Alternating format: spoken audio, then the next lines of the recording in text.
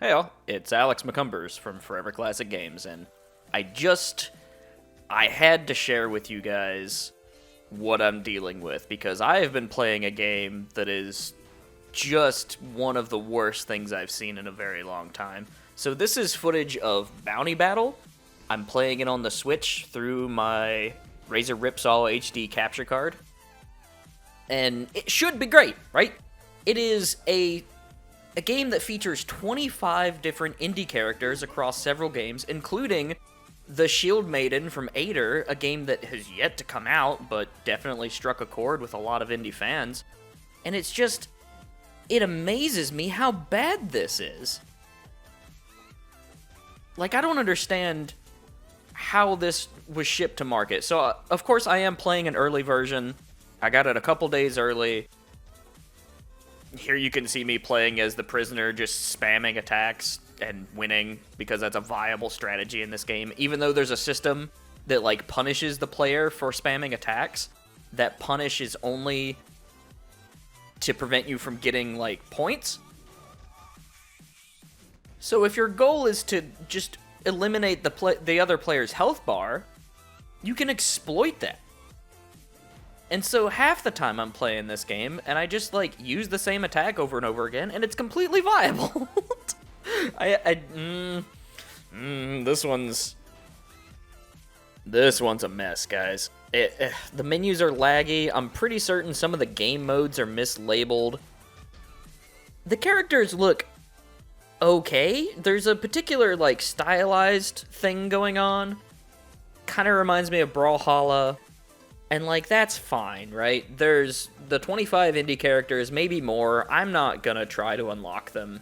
If I find information that there's more in there, I guess I'll update the review, but it's just one of these things that you have to see in motion, and you have to play it. Like, no animations bleed into each other, so the use of combos is almost non-existent. Like, there is a combo system, but only because you're stun-locking opponents, you're tossing them into the air very sluggishly. The movesets are incredibly limited. You basically have 2 attack buttons, a quote-unquote ultimate, very lackluster most of the time, and then a special. And if you have enough points, if you can see on the very bottom of the screen, there's a press minus to buy. That summons a minion, and every character has a unique minion that helps him out, but, like, oh, this game, Bounty Battle. The music is... The opening theme is fine. The opening animation is amazing. Like, they really hired somebody incredibly talented to do that opening animation for their trailer. And it also is played at the beginning of the game, and it's also played in the background of a stage, so they were clearly proud of it, as they should be. It's a great animation. Features some awesome characters like Flint Hook. Here's the roster. We have characters from Jotun, we have the guy from Blasphemous, we have the Death's Gambit character. Like, there's a wide array of characters represented in this, and I don't know if they sold this based on art assets alone, or if they actually let the devs who created these original properties actually play the game. Because I'm not gonna lie to you, if I was a dev who made Death's Gambit, and I played Bounty Battle, I wouldn't want to be associated with it.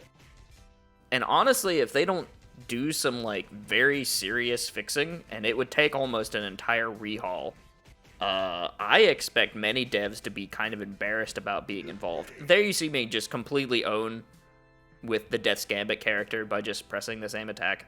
This is a strategy I used to get through most of the challenges. The quote-unquote challenges. The like, you just fight enemies in a row. It's not good.